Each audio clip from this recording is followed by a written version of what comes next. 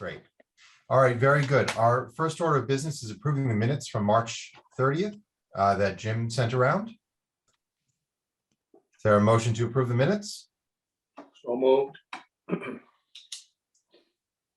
A second? Second. Thank you. Okay. All right, I vote to approve the minutes as well. That's approved.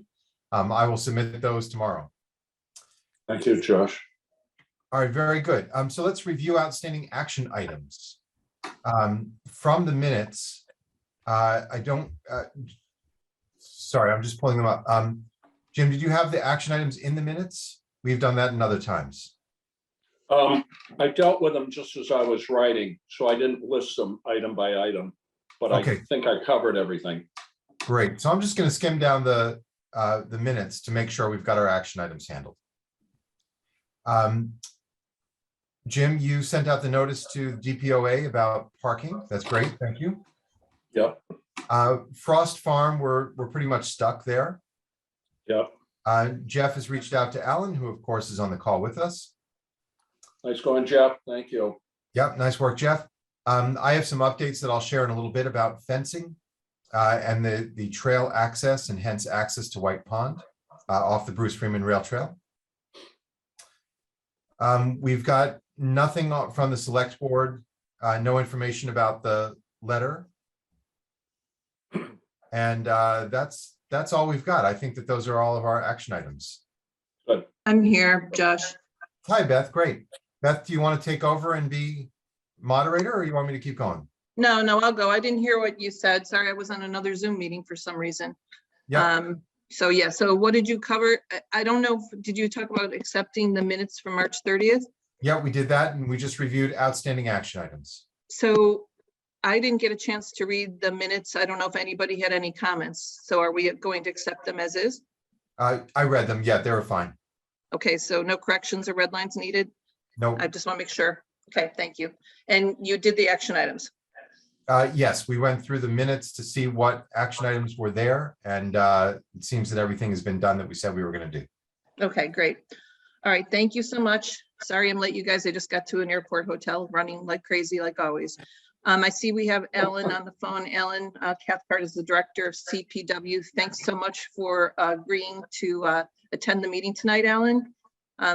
As indicated in our emails, we've had a lot of discussion with the WPAC about sewers and septic. I know Jim and Jeff have talked to you a couple times.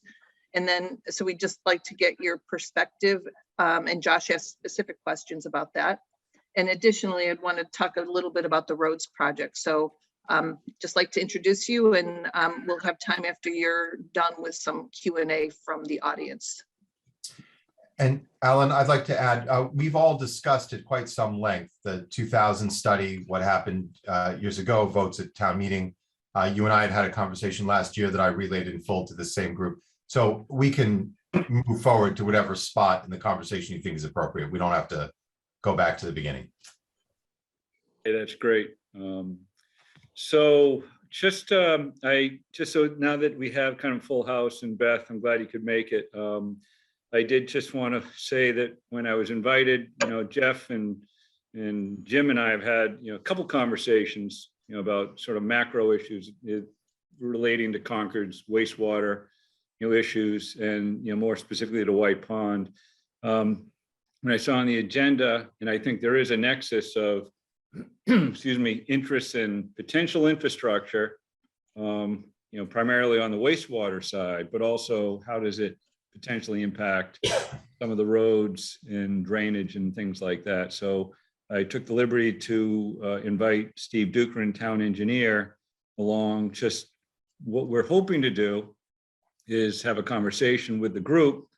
I've talked, Josh, as you recall, at length with you, but I thought for this group, we could sort of get into a little bit more on the concepts. I have to caution that it might be helpful to hear from your group, especially with Steve Dukran listening, as far as what we're still, sort of new to what the White Pond Advisory Committee is and does. And, just could you give us a little introduction just for our benefit? Because we're still trying to understand how it fits into the whole town governance. I know, Susan Bates has, been involved, but can you give us just a little background, very brief?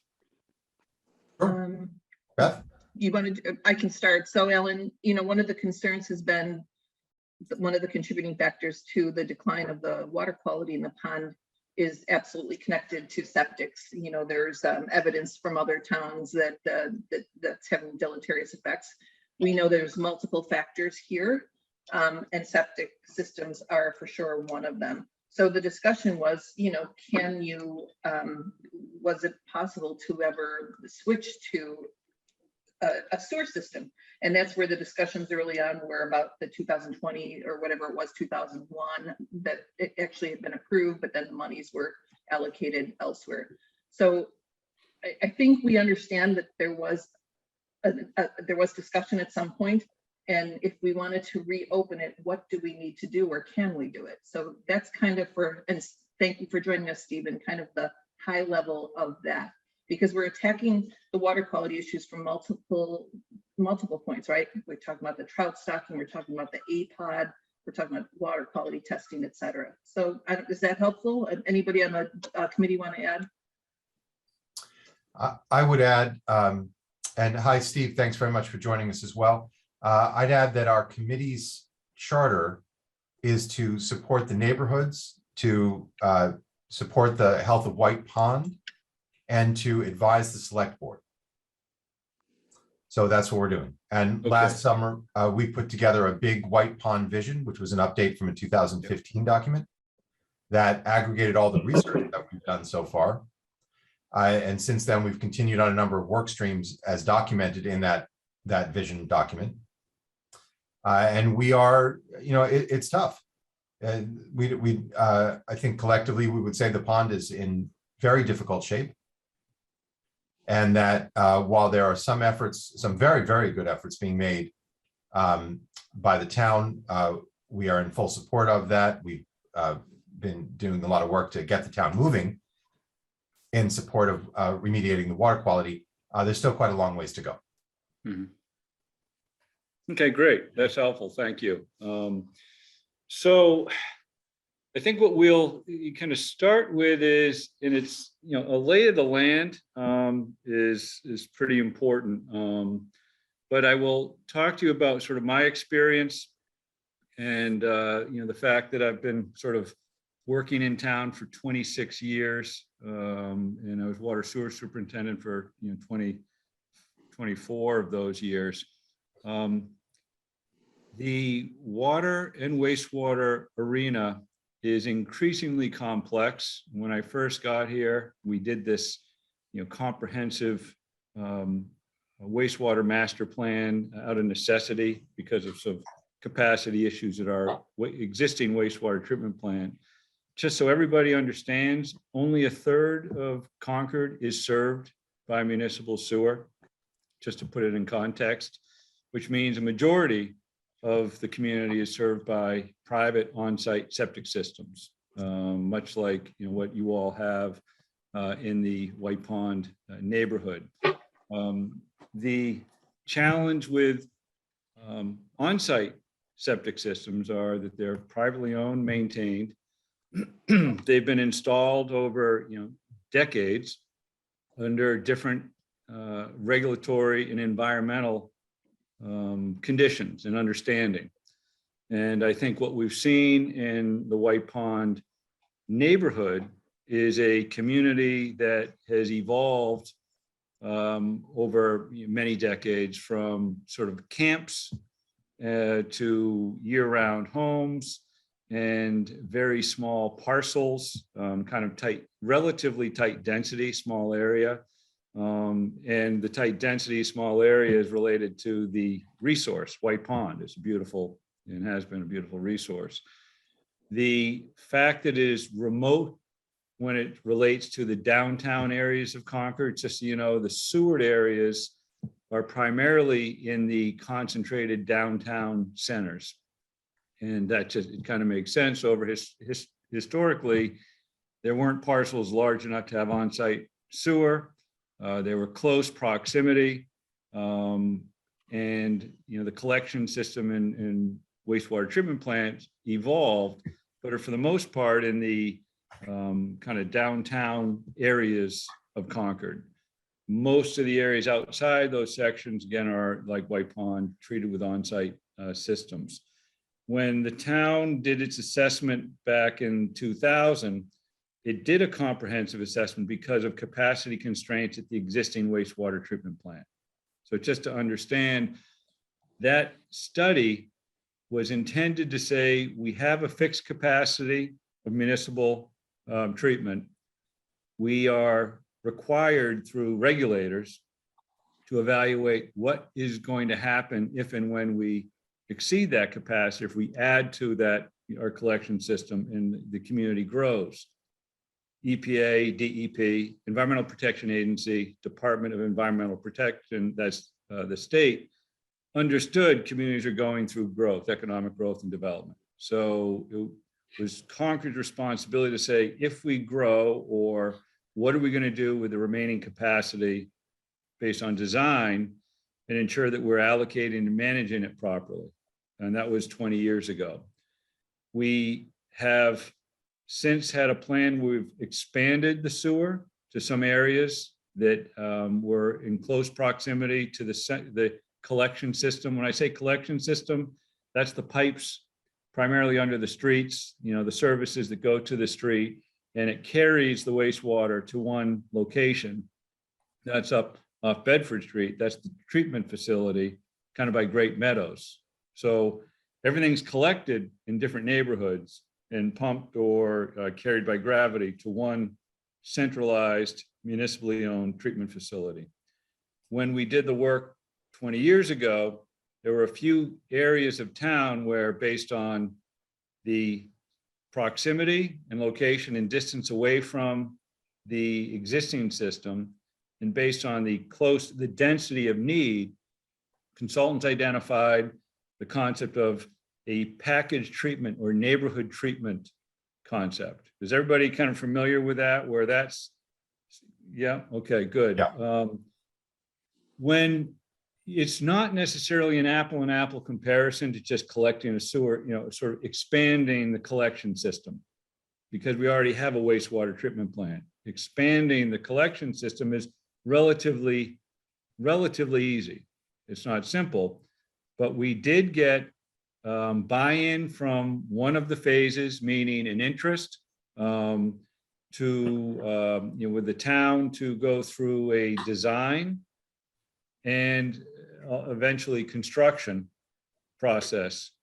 And those costs associated with the design and construction are generally assessed to the properties that receive this new benefit or this new service connection. So are most of you aware of the concept of a betterment assessment? Because that is an important We know this very well, yes. Okay, good. So when we identified the areas of town that had the highest need based on existing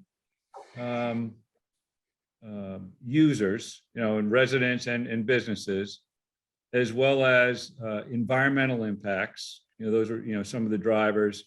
The White Pond neighborhood was identified as a high need, meaning there really isn't much that can be done by the individual on their individual parcel to improve the impact or potential environmental impact that their system may have. Obviously, to any wetland or water body, but primarily in this area, White Pond.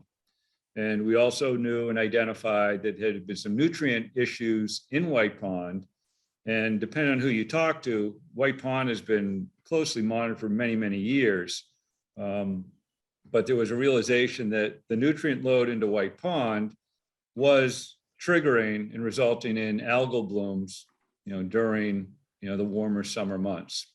And so I think it was pretty clearly established that if there could be a solution, if there was a local, sort of interest and will to proceed with design and construction of a package treatment plant, it should be prioritized. 20 years ago, the biggest problem you have with package treatment is locating a site where you have to have it's a small treatment facility, it's a standalone structure, and a discharge for whatever is treated. And I think the volume of flow that we were looking at in the White Pond, I was kind of looking at some of the reports. It varied. It was more than 10,000 gallons a day. It was less than 50,000 gallons a day.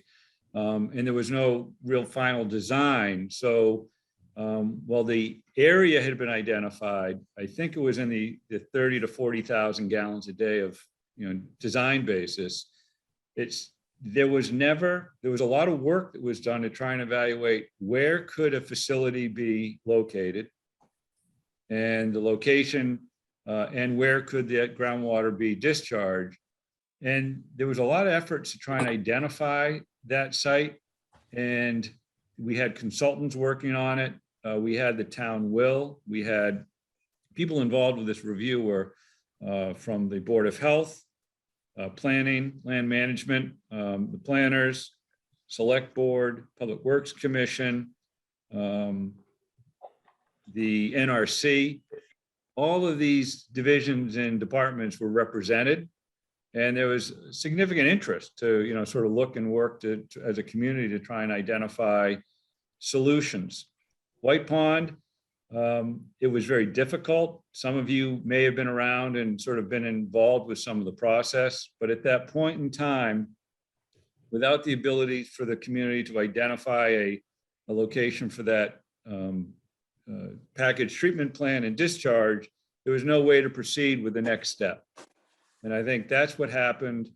There was no funding that was made available for the next step of design and construction.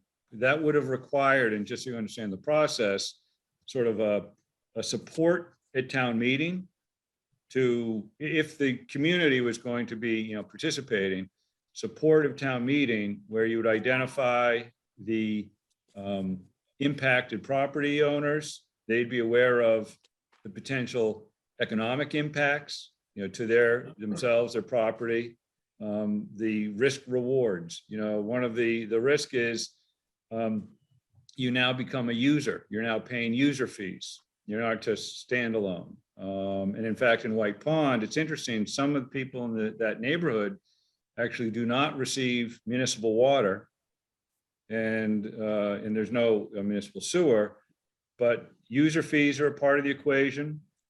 That's somewhere around $1,000 a year for water and wastewater. To design and construct, you get those. You look at an apportionment of who is getting that benefit. You take the total cost, you divide it by the number of. There's different formulas, and the town hadn't really got to the point of getting there in the White Pond area, but you equally apportion it to the recipients of the new system. And the intent would be that you'd have to install a collection system. That's the pipes that go from in the ground out in the streets. You'd have service costs. So when the town were to do something with the first phase, so people know, we installed the infrastructure. We did not require people to connect. And so if you understand, the betterment was assessed to have the capacity or ability to connect to the sewer system. But it was only exercised. So that was apportioned over, I think, a 20-year period. So the town takes care of the financing, it's paid back over 20 years. But the individual residents would, when they elected to connect to the sewer system, they would pay for the work that needed to be done on their private property. It would be abandon the old septic tank, put in the service line or lateral, we call it, from the property line into their home. So that was a separate cost as well. If you design a system and construct a system, you really need to understand that there's a need, because you need the users. You can't just put the infrastructure and then have people say, well, I don't want to see any more. And in that first phase where we did it, you saw a good percentage of people tie in very quickly. And over time, there's still people in those neighborhoods who haven't connected to the sewer. I can tell you that. So that was, 15 years ago. So depending on what you do, just so people understand, if you got the infrastructure in, you'd have to pay the betterment. That's not an option, but you can elect to tie in or not. And if you have a functioning septic system, some people would just opt to wait until there was a property sale or something like that, and then they would tie into the municipal sewer. So that's sort of the how something goes from a plan to the real costs, which become design, construction. But in this case, I just have to say the complexity is the layout of this neighborhood's unusual in that you have two things. One, we don't have another package treatment plant municipally owned in Concord. So this would be a one of. So that's kind of a novel concept. Two, you do have to have a site where you can install a treatment facility and have the leaching area. You got to get over that hurdle or you don't have a project. And three, what was really interested in this neighborhood is the preponderance of private, small, private ways. And I think that speaks to the issue of, why Steve Dukran is here. I think the challenge is we want to make wise investment. We know we have private responsibilities already for some of these ways, not all of them. And I think the interest from the neighborhood is, and the community would be, what are the mechanics of how could you go install, is it public infrastructure? You have the private way challenge, which is more of a legal issue. And then you have also with some of these private ways, probably a need to evaluate some of the stormwater management too. At the same time, you'd want to look at these things holistically, because we do this with any public way. When we do work in a public way, we look at all of the impacts and we try to dovetail different utilities, whether it's water, sewer, municipal light, stormwater, all those things go in if we're going to do a significant construction. So this neighborhood, those are all the things that you'd have to sort of understand, get our arms around, and try and figure out, how could this be done? What are the mechanics? And it's complex because of the nature of this, kind of the setting, combination of private ways, topography, and also the package treatment. So that's the overall concepts. We can kind of have a further discussion. Is that helpful to this group? Is that Very helpful. redundant to what you already know? I don't. It is. We did know parts of it, and other parts are newer information. Beth, may I kick off some questions? Is that all right with you? Yes, if everybody in the audience, because I'm moderating, just raise your hand and I'll call upon you. Josh, go ahead. Great, thank you. So Alan, some things have changed in the neighborhood over the last 20 years. I think there are people who are a lot more attentive to environmental matters. There's also been turnover and upgrades to the houses. People are quite conscious about their home values. And you have a potential toxic algae bloom breeding ground right next to people's homes. So I know that 20 years ago, there was resistance in the neighborhood to some potential sites of a treatment plant that may no longer be there. So just for your background, how do citizens or the town initiate the holistic project that needs to happen in looking at stormwater management in parts of what are currently private streets? What's the process to get this going? So the town, and again, I'm going to have to sort of draw back to, has a lot of priorities, right? And I think some of you people are pretty active in other town, sort of interests as well, just not the White Pond, but broader Concord. There's been a lot of transition with staff, senior management over the last 5 years. But what's interesting is the town, when Chris Whalen, who had been town manager for 26 years or so, was sort of on the verge of retiring, he did work to develop this Envision Concord with a number of departments and volunteers to create a kind of visionary roadmap for the community of these are the bigger issues that we need to sort of identify and get our arms around. So what you see is in Envision, a lot of interests, a lot of stakeholders who have had an opportunity to weigh in and identify what they think is a priority. And so when you look at the town, it's a combination of departments, boards, committees, staff.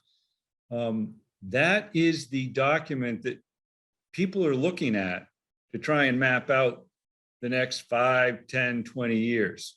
Right. And what's interesting is there's a lot of needs. There's a lot of interests. And so when you say how are those needs and interests prioritized? I think it really depends on who you talk to and when, because, with Public Works, we have the opportunity of really having a finger in almost every pie. We're sort of ever present. And so what I hear regularly is some of these, we look at the need tos and the nice tos, right now. And I think that's what the town juggles with. So when you say, how do you get an awareness of one particular area or, interest, and it's not that it's less or greater or less than any other, but the town has to prioritize where it's going to put its resources. And when I say resources, it's the staffing, not just, then the budgets. And so we typically look at our budget planning cycle as the opportunity to sort of help the community prioritize where are they going to go. And that goes from year to year. I say credit to the select board and a task force that was recently convened to talk about kind of longer range planning. The town used to go year to year to year. It's a very difficult way of planning where projects take many years, especially the bigger ones. So this past cycle for budget planning, we went through a 5-year assessment of what do we have over the next, what do we need next fiscal year for town meeting? But also let's make sure we don't have, surprises in year 2, 3, 4, 5. Are the departments planning that way? Which makes all the sense in the world. For instance, the middle school, that's over $100 million, sort of project. Mhm. That has taken a lot of the town's, energy and resources, available resources, and through public meeting, prioritized it. It's a major, project, but the town, it got the support, and they are, sort of getting support from town to proceed. So the question is for White Pond, what I do know, and again, I kind of look at it as, what's the attention, what's going on in White Pond? The fact that there is now sort of the town is involved with the beach. The beach has been there for, years, but now the town is involved, I think sheds some additional interest and light on to the neighborhood, which is a good thing. It's helpful. I think everybody has an interest in sort of the protection of a natural resource. I think the impacts over the years are measurable. We see that. And so, I think that's a start. But I think the challenge is going to be, how do you get the interest from the greater town of Concord to say they do want to prioritize? If there's actually 2 options. Let me put it this way. The first, it's the easy option for the neighborhood to move fast track. It's easy as there's an association that exists and they take the lead and they do a lot of the legwork, and then they come with a package. And here's what we're asking for support. That could be something an association of some sort could do without having to wait in line for the town to say, yeah, now we're ready to work. So that would be a one track. It's difficult because it's hard to get, it's like herding cats, right? I mean, everybody's got their own interest, but an association could have and influence its own destiny probably faster than what the town might do, because the town's juggling 30 other priorities. That's the reality. But if you're going to work within the town, then I think it's just a matter of the awareness And I think that's happening already. I think your voice is being heard. The town investment in the beach. Now, if I live on the other side of town, I'm going, how much more money do we want to put over there in White Pond? Didn't we just put money in White Pond? That's what you're up against. So what we have to do is say, how do you make your case? And how do you get that interest? And I will say, I am one representative of the town, but I also know how the town works. It takes the entire community to support something along the lines of, what we're talking about for the infrastructure needs over there. Sure. Does that make sense? Sure, it does. Yeah. Well, we are people who could conceivably show up with the plan. And then it sounds like you're talking about going to town meeting and looking for the finances to implement the plan. Is that about right? Yeah, and the plan is complicated, right? So as Yeah. you said, it's what is it? And is it all inclusive? Is it for wastewater only? I don't think it is. I think you just have to realize if you're going to put wastewater infrastructure in, you got to go through. Well, I'll give you an example. Having gone through many construction projects which involve treatment, I was involved with a water treatment facility that actually White Pond, if you've been around long enough, you remember what the water quality issues were in that neighborhood. There was the White Pond well had high iron, and that neighborhood was directly fed from that source of supply and saw routinely discolored water. And it was a real challenge for years and years and years. Mhm. We identified when I first got here a need to do treatment at that source. We also had another source at the Deaconess Well, similar problem. What we did is we decided we had to go with, first step was, can we optimize the quality from these sources? Because we were talking about millions of dollars of investment for treatment. So we optimized, modified our treatment. We increased flushing, sort of maintenance of our infrastructure, of the mains. And it took about 5 years for us to get the support and financing in place to design and construct a treatment facility. And that's the one that's located off of Ornac across from the country club. That treatment facility treats both water from that source, that site, as well as White Pond, which is interesting. So we actually configured something. We were bringing water from White Pond all the way over to that Deaconess site to treat it. And then that went into the distribution system. And as soon as we did that, the quality improved townwide because we eliminated two problem sources as far as iron and discoloration. So we're talking about better part of 5 to 7 years for a project that no one was opposed to. And we had land to do it. The only slight complication, and it's interesting to involve White Pond, was we needed to install water transmission line on Dover Street, which we did. But that was a uncontested, high need project, 5 years. I've got another water treatment plant in a neighboring community that we've been working on the better part of 10 years. It's involved complicated land swaps, water rights issues, and political will issues. We don't have a treatment plant yet. It's been 10 years, and it's for drinking water. Wow. So I put that as for context of what kind of schedule should be looking at. I think it's probably, if it were to be realized, a 5 to 10 year plan. Mhm. It takes that long to get this kind of project done, even though it's relatively small. When I say, it's under 50,000 gallons a day, it's a package treatment. It's a small facility. And to be clear, so I don't want people to feel like there's a huge monstrosity that comes in. You're going to have a treatment plant of similar size over in the new development in Sudbury. They are literally in the middle of that housing development. Will have a package treatment facility. So why I say that is it doesn't have to be a bad neighbor. It can be simply looking like a residential structure. People don't even know it's treating wastewater.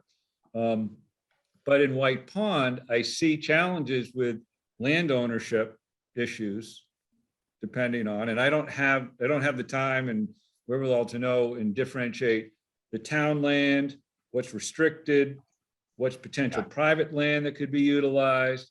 That's going to take some time to kind of iron out. But I think that's a starting point. And if there's an interest in community supporting the neighborhood and we can be creative, that's something that could be potentially realized. But until you have that, you don't have a design and you don't have a construction of anything else. You need to take care of the land issue first. You'd also have to identify the private way issue. And again, people smarter than me to figure out, how do we do this? There's a lot of, private ways have a long history in Massachusetts. And you folks are, very aware, we have policies in place where we can do certain amount of work, like snow and ice removal, but that was through the select board and town meeting back in 1964. But it's complicated. So that's the other nuance I think we'd have to get our arms around. So I'm going to be, Sorry, let me interrupt. That was part 2 of the discussion, the private ways, that's, part of our discussion. So maybe we hold that till we get to that topic, because that's a very good point. It's the big I see picture. Jim's hand raised. Yep. I'm sorry, Jim, if you want to. Go ahead, Jim. Thanks, Alan. This is really great to get this background from you. Thank you. I have a couple of questions that you might have a thought on if you don't know the specifics. Jeff has found some towns on the Cape that the town has been willing to grant septic systems based on Title V. And I don't know whether it's Conservation Law Foundation or something has taken action and has gotten whatever the regulatory agency involved is. And those towns are facing a suit if they don't create sewer systems to take care of those areas. The fact that this is a great pond and falls under all sorts of control and ownership by the state, could there ever be a time where, okay, we didn't do something like this and systems are still leaching, nitrogen and phosphorus that eventually gets into the groundwater in the pond? Could that apply to a situation like ours, do you think? That's one of my questions. Yeah, so the issue in the Cape, it's a large sole source aquifer, and they have very sensitive estuaries. And the action from CLF took place after decades of wrangling. So, are we decades into wrangling at White Pond that would draw the attention of CLF? I don't think so. I hope not. It's a macro issue. And I'll tell you what, a lot of politics down there in the Cape. A lot of politics here. Well, Other question I had for you is, let's say we get through a feasibility study and this thing eventually gets funded and approved. It seems to me the success is going to hinge greatly on everybody jumping into this who has a property that would be serviced by this system, that you can't hold out because you don't want to pay the connection fees and that kind of thing. I think the betterment applies to you whether you wanted to or not. So if, even half a dozen people don't join in, it defeats much of what we're trying to accomplish with this. And are there ways that the town can force people to sign up for something like this, given how critical it is? Yeah, so the issue of forcing the betterment, that's the town meeting process. And we say force, it's got to get town meeting approval. There was, believe me, people in the original phase of the sewer system that was expanded that didn't want it, would argue they didn't need it. But it was a collective decision to say it's going to benefit the entire community. There is a way of, sometimes you have to install infrastructure in areas where it isn't needed, where it's going to cross over a property that really doesn't warrant or, can serve itself. The reality, though, is you create this frontage and it now becomes an opportunity. And, you would design it so they would eventually tie in. So they may be forced to deal with the betterment, but oftentimes the betterment can be realized as it's paid over, the 20 years, but there is a value to the property for resale, even if it isn't connected, if it has the ability to connect. And those are all parts of the conversation. I think the forcing issue is more of an understanding communication first. What are the pros and cons? And also be very clear, when we did the first phase of our sewer, it was interesting, and that there was an outcry of, we need planning controls and zoning controls to ensure that we, if you build it, we don't we don't create the opportunity for unintended growth. And that's always a risk anytime you put municipal sewer in. The wastewater constraint of a Title V system is no longer there. So there was great angst and discussion about how we're going to manage and mitigate this unintended consequence. The town did not have the will and interest to change zoning. So there's, I don't know if that could be the case here or not, but that's another piece of the equation you got to look at. If you build infrastructure that will allow you to expand your structure, what do you do to the neighborhood? And that's always a challenge when you're, evaluating the pros and cons. Right. Thanks. Thanks, Jim. So I was, as Jeff? far as betterment, you can make a case that the whole town gets a positive effect if White Pond is cleaner. So, I mean, I think there's a case for subsidizing, the whole town subsidizing to a certain degree, a White Pond sewer system. It's funny, I don't know if this is time to bring this up, but I was talking to someone who used to be in charge of the White Pond Association, and they used to have an annual septic pumping of all the homes on the pond. And they got some kind of group deal, I guess, and I don't know why it doesn't happen now, but that's something that we could think about, Jeff, those are part of what we want to have a conversation is there are some best practices that just need to be understood. That's a great example of, even if it's a 5 to 10 year plan, well, what are you going to do in the meantime? Right. And so I think everything should be on the table and, sort of understand where that sounds like a great idea, but it's funny, what did happen to that? The institutional knowledge, the people who participated, one person took the lead and then stopped. That's, I don't know. It ran for a few years and it was a really good deal. Camo charged $65 per property for a pump out of I guess a 2,000 gallon tank. It ran for Go a ahead, few years. Cheryl. Yeah, I just want to point out, we've already had this discussion and Susan Rask was very, very clear and adamant that whatever we do on the septic systems, or however we clean that is for the benefit of our septic system. It does no impact on what leaches into the soil and gets into White Pond. Yeah, She's been very clear about that. So I think we need to. I know she was clear, but I think she was 100% wrong. If you pump it, it's not going into the pond. But the only thing they pump, the nitrates go immediately through the soil. They don't get pumped every day. Those go in immediately, she said. Right. Well, no, I mean, the people on the that Cape. comes from urine and it leaches through quickly. She's gone through this many, many times, and I don't think we should rehash that. Well, I mean, on the Cape, they have a totally different view on that. In fact, in Mashpee, they are very clear that they have an annual pumping of the septics. And I spoke to them about it, and they have the opinion if you pump it, that's not going into the pond. And so I don't know. I think what I'm hearing from Alan, and I think we've discussed this at WPAC, is that the next step should be something like a feasibility plan, because without that, we don't have a start. So we've got to consider everything. The land will we'll talk about the other infrastructure, the roads, because those are contributors too. And Cheryl, to your point, Susan Rest did say that, but she also said that you can't make people pump.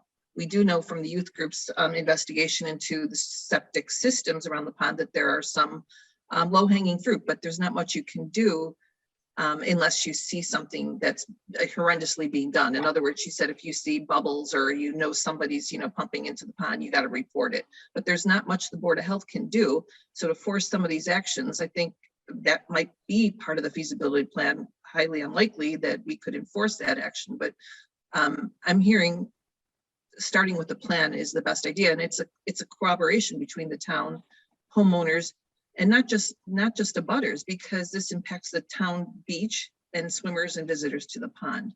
Yeah. Josh, you have your hand up? Yeah, I just wanted to point out our committee has the propensity to talk around in circles. And on this topic especially, we've covered a lot of the same ground a lot of times. So I'd like to ask all of us to be mindful of that and also to continue to raise our hands. Yeah, thanks, Josh.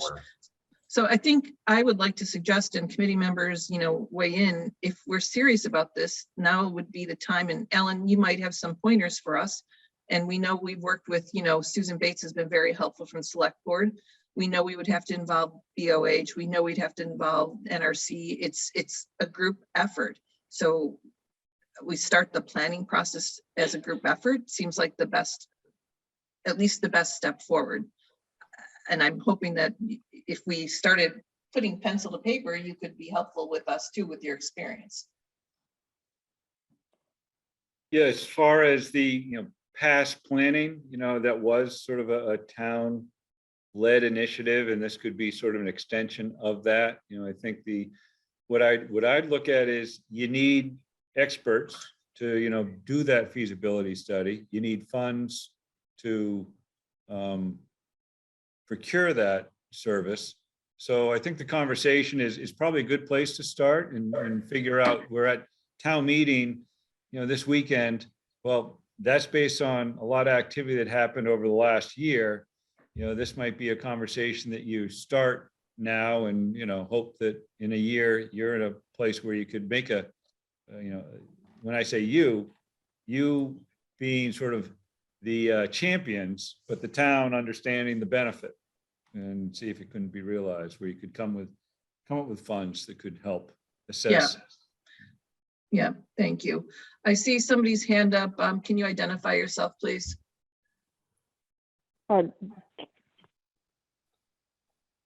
Is that you, Jane? I just see a phone number. Hi, it's can you hear me? Yes. It's Jane Prentice, 15 Fern Street. As a start, I was thinking while I was listening to the conversation, is we do have a list of the shoreline abutters from the youth group's work. And those people on the shoreline could be contacted. And if some of those people, I'm sure, are listening to your meeting, but some may not. So it might be a nice pilot program to contact all of those people and have a discussion and ask them how they feel about it. Because as Jim pointed out, if you build the system and they don't connect to it, then it's a moot point to move forward. And if that group agrees, then you can move outward from the direct shoreline to see if other people within the Pine Knoll Shore subdivision, which is the 1927 layout, if all of those people that are within that Pine Knoll Shore subdivision want to agree. But I think it's critical that if the shoreline people don't agree, then the whole thing is a moot point to me. Yeah, Jane, that's a great point. Thanks for saying that. And when you design the system, you really want to address the problem systems, right? If something is functioning, there really is no benefit to provide offsite service. That's just not what's necessary. So part of that feasibility study would kind of flesh that out a little bit. What is the right, what's the right service area to get the maximum environmental benefit, and design the system on the right flow. I would say it's unusual with this configuration. You're probably looking at combination of low pressure pump systems from individual homes. You know, I know this well because I live in a home that has one. Gravity is great if you're working with it. But as you know, if you're down at the base by the pond and you're trying to get your wastewater up, it may require, pump systems. But here's the good news. 20 years ago, those were kind of early adoption technology. Now they're kind of routine. So that's something we've learned a little bit over time. And I will say Jane is a former, public works commissioner, has seen kind of the history, and I think also kind of on the private way issue has had experience too. But yeah, she brings a lot to the table as far as institutional knowledge. I know, at least from public works. So yeah, I wanted, Josh, do you have another question? I want to move forward to the second part of the. Actually, that's what I wanted to do too. So Okay. please pass back to you.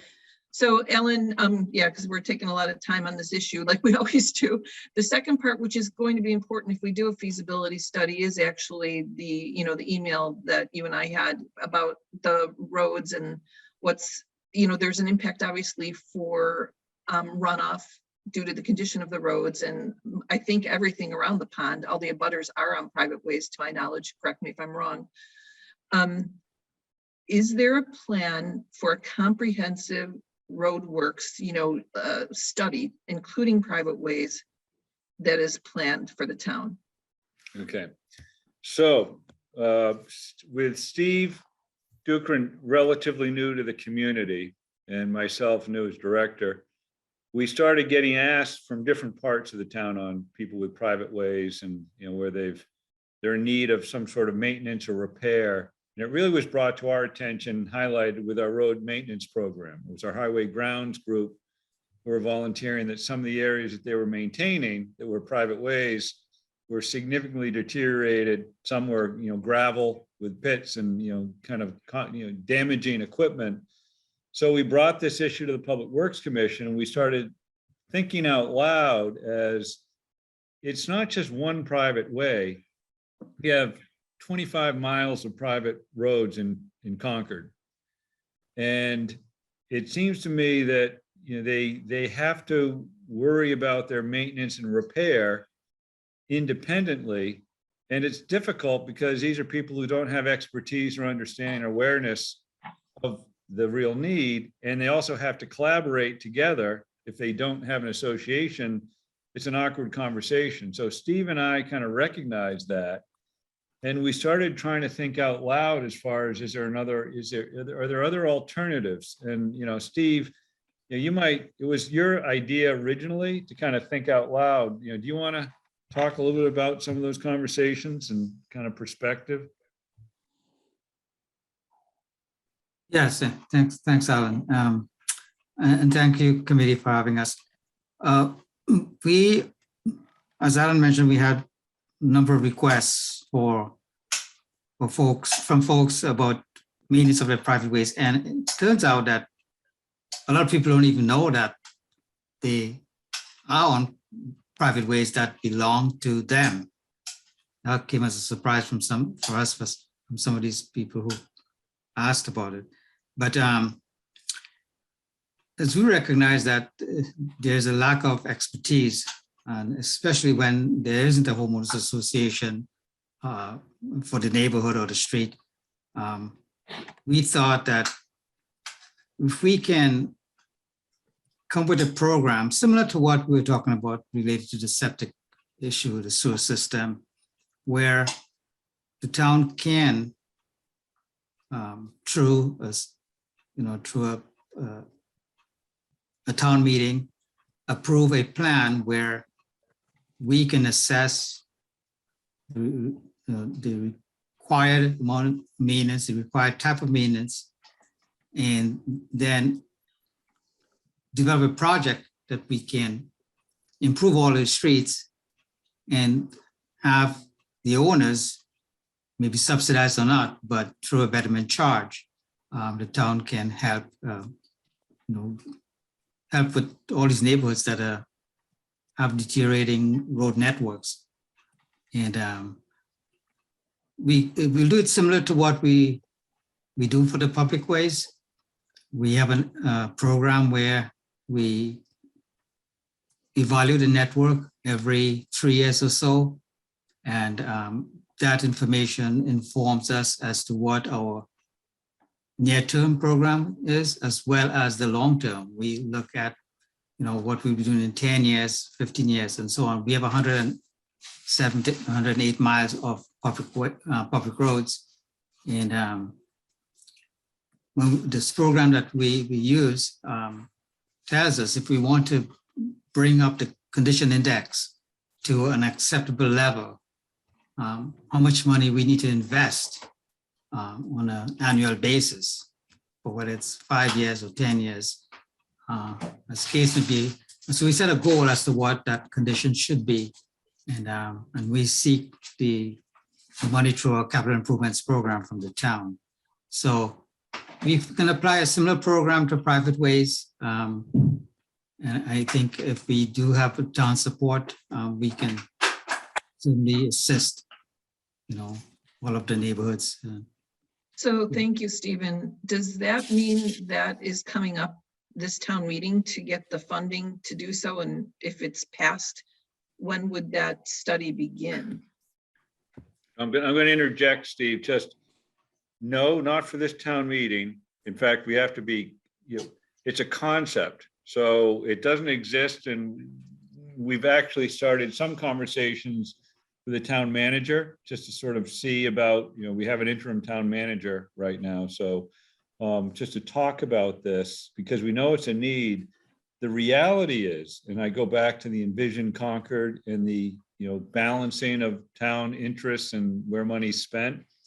We have used that 5-year look ahead through the FinCom request to look at the public ways, and we have identified a need of $35 million over 5 years. The funding, to the tune of about $6 million a year or so. We do not have that. That's the total capital funding, sort of allowance for Concord. So the reality is, our job is staff and kind of the, what we need to do is identify the community needs. The community has to decide on where it's going to spend the money, but we're primarily about maintaining the existing infrastructure. It's underfunded. So I think if this model were to work with the private ways, it would have to get buy-in from those abutters of the private ways to say, yeah, there's a value and benefit. And I think the reality would be, we understand rather than waiting 20, 25 years to have a complete failure, maybe if we can work with the town, they assessed a betterment to maintain this, then what happens is you can do treatments over those years to sustain and maintain it for longer periods of time. Just crack sealing alone is a maintenance, very low cost maintenance effort that if you don't do it, and people along private way would not know that this is a maintenance technique. If you don't do it, you're just introducing greater rate of deterioration. The greater rate of deterioration, the more cost to reclaim or replace. So we'd be using the techniques that we do in the public way, but I think, just like the general public doesn't fund all its needs, we know that, and they can't, at least with the private ways, I think they could be sort of an opt-in. We're trying to create, the concept is a mechanism that if it's agreed upon by the abutters of any particular ways, that if they're willing to engage and town meetings willing to provide the financial support, when I say finance, the mechanism, assessing the betterment, allowing staff to work with consultants to do some of the assessment, going out to bid to get the work done as part of the efficiency of work that might be done in public ways, then it might be a model that works. I'm going to caution the following. Sometimes people with private ways can work better deals in the economics with the private contractors than the town. we pay prevailing wage for everything we do. But what we do is we have design that's, thoughtful design and quality control assurance on the construction. And oftentimes when private citizens are left to have to deal with that, they don't get the best design. They don't get the quality control on the construction. And so those are some of the benefits that the town could potentially, provide support. And it's just using staff doing what they do for the 107 miles of road, but now it would be, 130, whatever. So that's it's a concept, and no, it hasn't been teased out, but I think we're realizing that it's something that we're interested in looking at, and, we just want to introduce it to this group too. But it's part of a conversation, and if it makes. Alan, it's another long-range plan, it sounds like, right? This 5 years concept. It's not That soon. one isn't 5 years. No, that one I'd say is probably, within a couple. To get the realize that. results. So in Yeah. other words, okay. And then the next phase would be to, do whatever needs to be done and the funding, et cetera. So the first. It could be the money- sooner. Okay, It could be sooner. It could All be a right. 3-year window where we're actually doing that work. okay. Steve, correct me if I'm, over. Oh, no, because we do an annual program already. I think it's something that can easily be incorporated as long as we have the town support. One thing, Alan, I think to be reminded about is that when something like this was discussed years ago, and obviously I don't have the history, but this is what I had heard. There was a little bit of objection of moving forward with any kind of road improvements because of the desire to put in the sewer system. They want the utilities in first before you want to do any major road improvements. But if the utilities are very much longer, long-range plan, you can get a road in and the road will pass its life, usually 20, 25 years before you get any kind of, utilities, if that's not a reality within that time frame. Thank you, Stephen. Maria, please go ahead. Can you give us your address too? Maria? Hi, Thanks. I'm Thanks. here, Maria Piasecki, 28 Shore Drive. And I wanted to mention that at Shore Drive, I'm guessing 15 years ago, we had the town work with us to dig up and repave Shore Drive. We used state specs and we had a betterment assessed. And I don't know, it must be in your records, I'm guessing. So it worked out really well. We got a really nice road. But we were really diligent to make sure we were getting we had the specs there and the right thicknesses. I did not think about the fact of maintaining it. I am aware of that issue. If I need to buy some tar and do something, but I'm just kidding there when I say that, but I'm aware of that things degrade. So I just wanted to bring that up, that we have had, at least on Shore Drive, we had your help in fixing it and assessing as a betterment. So we're aware, and you might have mentioned that in the beginning and I missed it. So, but I just thought I'd mention. Thank you. No, we didn't. Thank you for that history, Maria, because some of us here are new, myself included. Thank you. Jane, I see your hand up. Can you hear me? Yes. I can never tell. Yeah. I can never tell because I'm on the phone. Sorry. Jane Prentice, 15 Fern Street. I'm going through that process right now and just wanted to share it with you a little bit. One of the things that I really like about what Steve and Alan have just discussed personally is when you're buying anything, whether it's a road or anything, the knowledge that you go into the purchase with is important. And my confidence level in the engineering and the professionals, particularly in the Public Works Department, I'm very impressed. I have been for all the years that I've worked with the group. And Steve and Alan kindly met with the youth group and explained to them how roads were built. He gave us all the terminology, and even with all my knowledge of that and having been a public works commissioner, when it recently came to looking into having Bolton Street repaved because the road is unraveling, I realized that when you go to an outside vendor, you're only as good as what you're asking for. So my point is, with the town involvement, those professionals are going to be looking out for our best interests. And that gives me a lot of comfort. So I personally, as the end user and buyer, would be getting a better product because I'd be confident that they would ask for the road to be built in a proper way. And these roads have not been built in a proper way that are, Shore Drive is holding up quite well. And I think that is one of the roads that's still holding up well, and Dover Street is holding up well. And those are two roads that the town was involved in the engineering component. But the other side roads were not, and they were left to various, for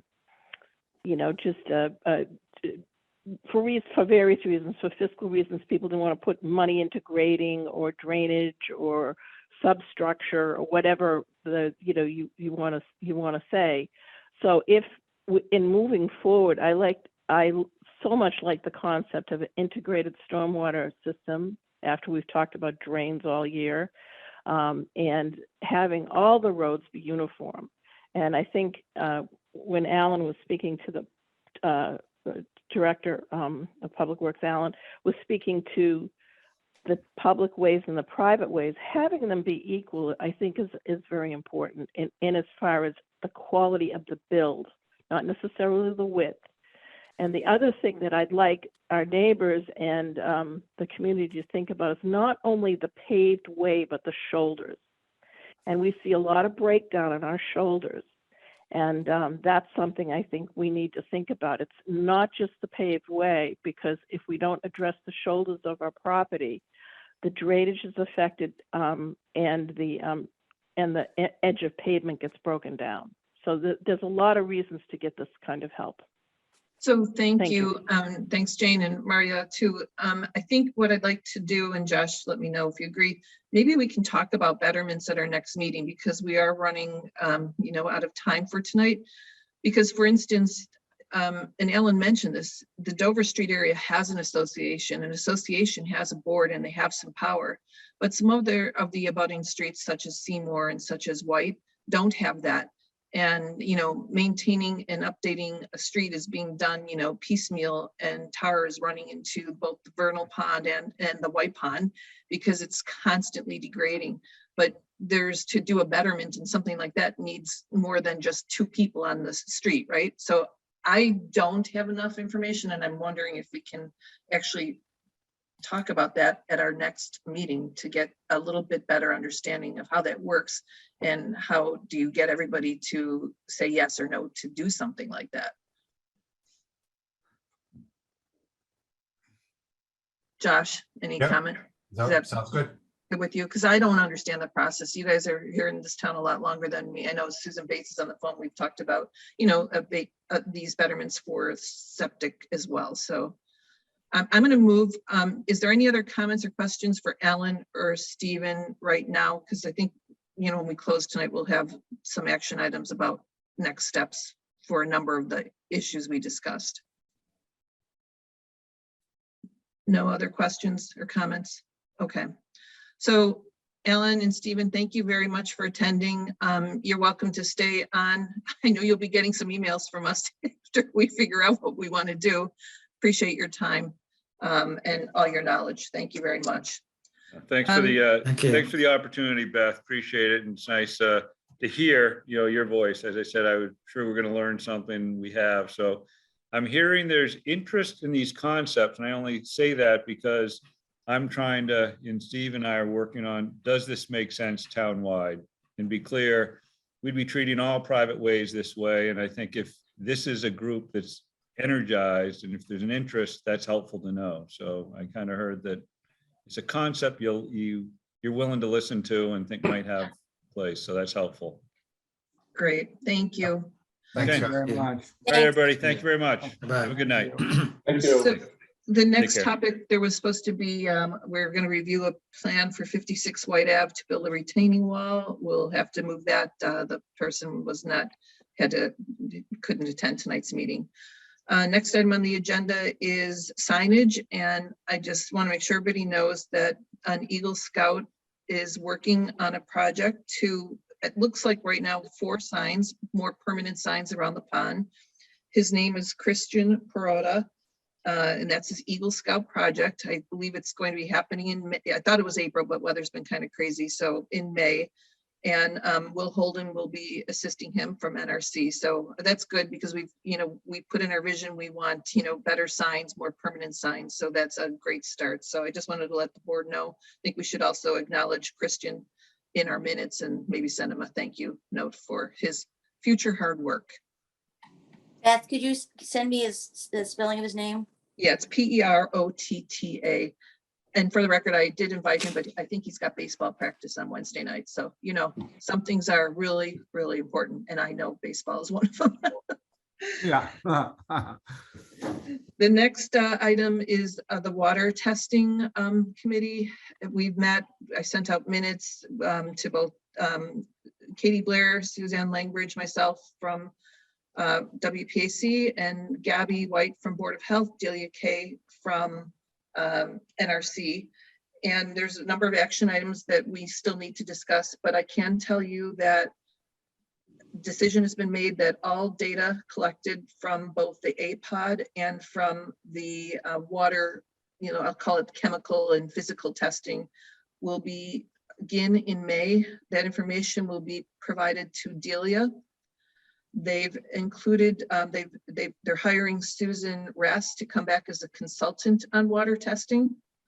And additionally, Gabby White is working on a website that will be all about the water testing from the APOD and water conditions, of course, if there's a safety issue.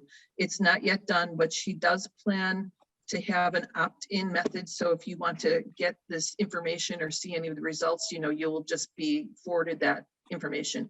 We have yet to see how much of that information, because as you all know, we've been very keen on the types of testing. It's in our vision document, our suggestions, which were taken, the town took, which was great. So we really want to see the whole piece of data, and that's still being worked on. So that's the update on water quality and APOD. The APOD will have signs on it. It will be moving around the pond. And, of course, it's the same thing if anybody asks you not to touch it, not to interfere, et cetera, et cetera. Any questions on water quality testing? I have a When's question. the APOD coming? Do you know? Mid-May for both. Josh, go ahead. Question? Yeah, you said the results are going to go only to Delia? They're going to be sending weekly, as I understand, weekly or bi-weekly reports from the testing they do, and that will be given to Delia. She's the point person, for I'll call it these programs. Right. And how to disseminate the data to like WPAC, who has, obviously that's part of our mission, is still yet to be determined and what will be given. So we may need to have a separate meeting on that once they figure out exactly how this website or this portion of the website will be structured, et cetera. Yeah, it seems to me like we'd want that data in as much real time as possible. Absolutely. I totally agree. And Susan, I know you're on, and I'll talk about that in a minute, but that's, we really do want to see the data because I think we push really hard and we're mainly instigators to get this all done. Totally agree, Josh. Thanks. Anybody else? I see Maria and Jane still have their hands up. Is that new questions or from prior? Oh, yes, this is Maria. I wanted to bring up, I just want to let everybody know, you might know this already, but construction has stopped on at the beach on the hillside, and it's not complete. Like some of the trees are planted, but not all the trees are planted. The steps are in, but the handrails aren't in, and there's no more construction. They pulled out. And I don't know if anyone knows what the status is. I don't know if if there's a schedule that anybody knows about, or if this is something you want to bring up to the town manager or acting town manager, what's going on? I can add to that a little bit. Okay, thanks. You want me to go ahead and say? Yeah, The beach is supposed to be completed by 5:30. That's in the kind of written plan. And yes, there was a hiatus on the construction, and I'm sure there's a reason for it. They meet weekly with the Anna and Delia and all the powers to be that have oversight on that particular project. And last week they didn't meet, and I hadn't been over to the beach at all because we weren't supposed to, be on the property. So I called them and said I wanted to walk over because the plantings had gone in, and I also wanted to check to see how much of the blueberries, because of our blueberry project, had been bothered. But the good news was the blueberries that we did not get are still there, so that's wonderful. But the thing that I brought up was that I wanted to make sure that the plants were being watered. And that's one of the reasons I went over, because I was concerned about that, because we're really not getting a lot of rainwater. And I wanted to make sure that in the contract that water bags for the trees, just in case we do have a particularly hot and low rainfall summer. So those are the things that I know as far as the beach goes. And the other thing I wanted to add about the signs, Will Holden bought a router. So he now will be able to router signs for the whole community, which I'm sure it's going to be a full-time job with a lot of overtime for him, because a lot of signs need to be replaced. But Will routed them, and Christian's group and the Eagle Scout group actually just this past weekend took the old signs out. And so the old signs have been taken out. And as you pointed out, Beth, they will be putting the new ones in May. And I was over there picking up all those plastic signs. So I have a huge, I've sent one load already to the Natural Resources Department. And I have another load out in the yard on stakes that were thrown down over the slope. So I've pretty much picked up all of the signs that I could find that have been thrown around. And I'll bring the second load over tomorrow. So if you go over, don't be alarmed if you don't see the wooden signs, and don't be alarmed if you don't see all those plastic signs. no. And this weekend, the other thing I somehow got in charge of was the mutt mitts, which are those little green plastic baggies for dog poo. So I refilled the mutt mitt dispensers, so they should be all full. And I also asked Will when the barrel's coming back, because even with carry in, carry out, I just happened to be in those woods for 10 days, twice a day in the last 2 weeks. So hence my hyper knowledge of it. And we really needed the barrel back, because I can't carry all the stuff that I end up picking up over there. But Yeah. so those are the things, those are the observations for that area that are going, that are currently going on. Thanks, Jane. But one more thing. The environmental police officer for the state was there on Saturday, and we had a long chat, and he was familiarizing himself.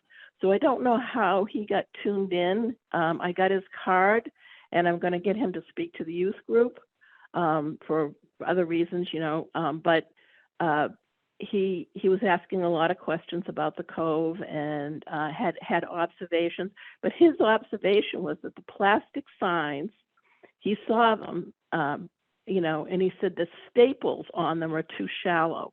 And he said they're never going to stick with such a shallow staple. So I brought that up to the natural. It's a little stupid point, but I brought that up to the Natural Resources Department. Thanks, Jane. That's Jane, all- could you that's all I have. could you also forward to myself or our committee the environmental police contact information?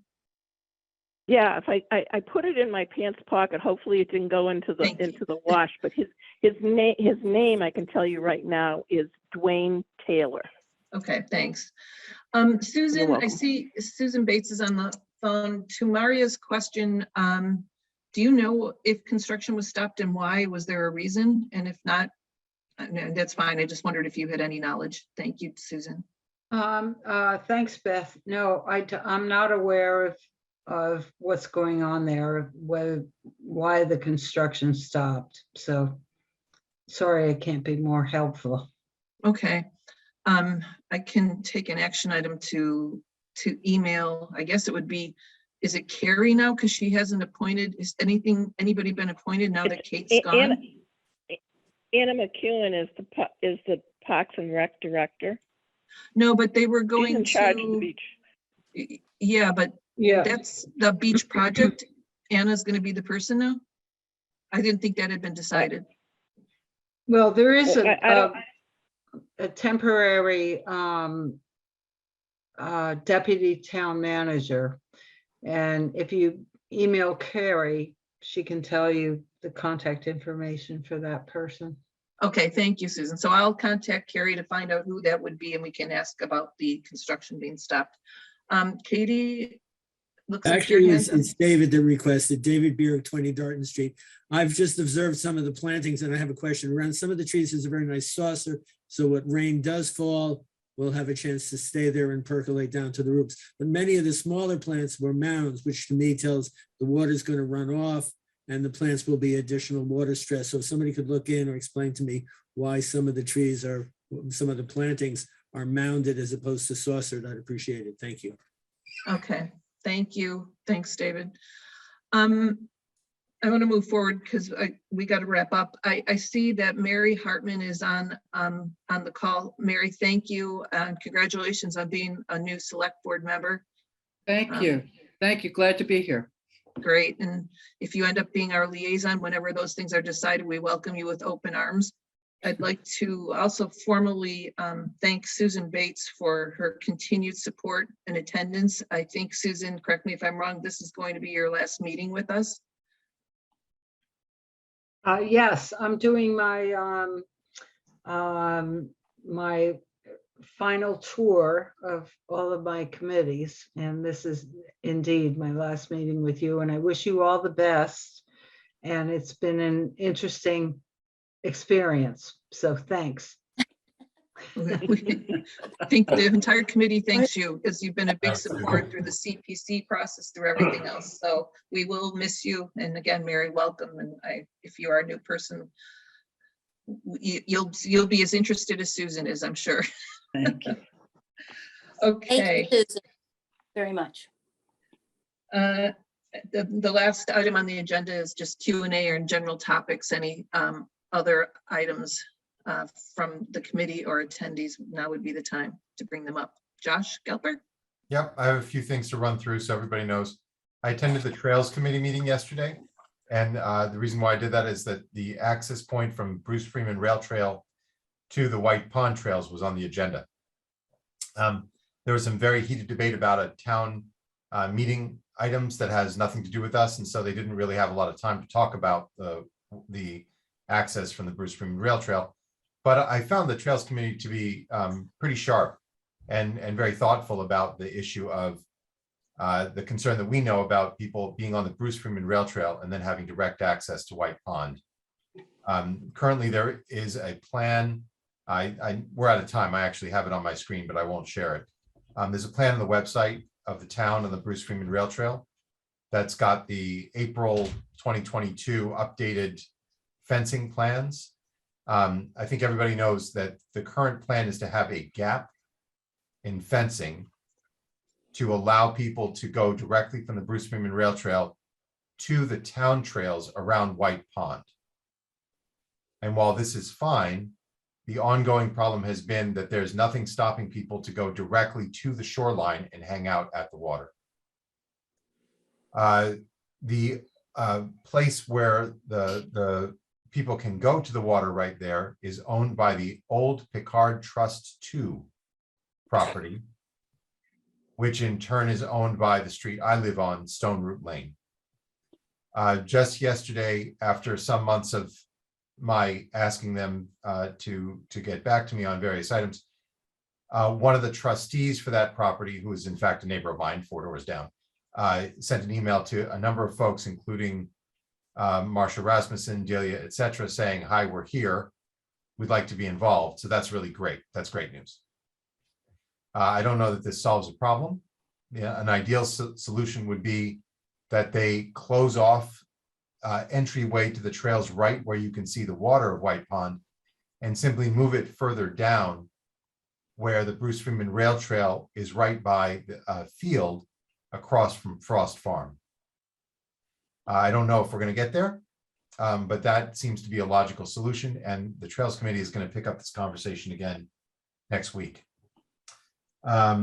That's the main thing I wanted to add, just so everybody had the information. And Jim, I know you had a couple things about closing the park at dusk and about the swimming area ropes. I have that on my list. Brought up several times, asked the town, are you going to use the gate that White Pond Associates use, which is the gate for the parking area? Which is, can't get an answer. And I think, we represent the neighborhoods too, and I think we ought to know, is that lot going to be secured at night or not? Because it's a place that's in a trouble spot. Which concerns me is, we've all focused on construction of that park, but we're not, I think we need to pay a little more attention to how the management is going to occur. Because I think during normal hours, in the summer, we don't have any worries. There's staff there and everything else. The concern is what happens from Labor Day to Memorial Day every year and what happens at night.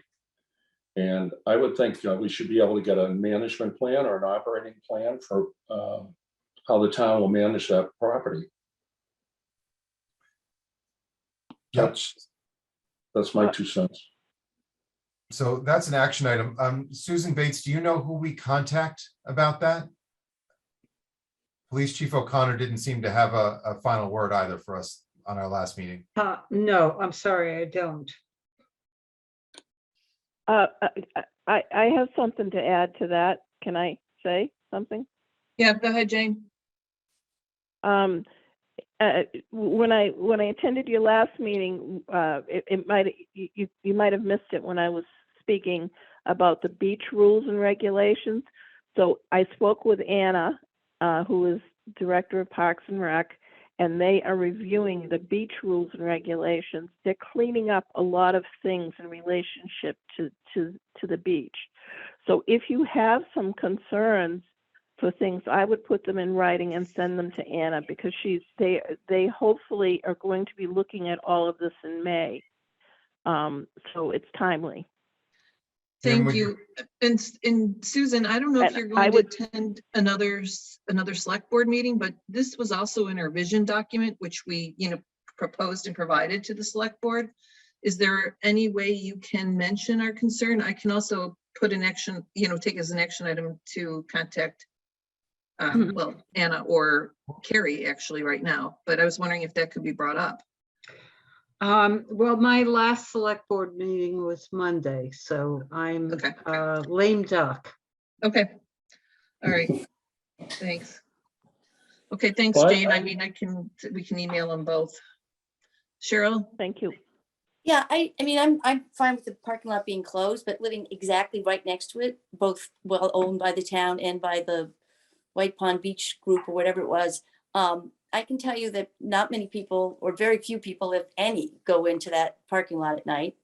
I think what people do, because the police swing by there and you can see their lights and all that sort of stuff. It's the bigger area is the park that we're not going to be able to block, which is where the state road, and especially now that there's more parking down there. So I'm not opposed to having it locked, but I'm just pointing out that the bigger issue is not that upper parking lot, but the lower parking lot.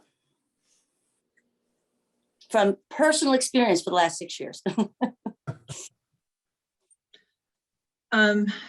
Josh, do you have something else to add to that?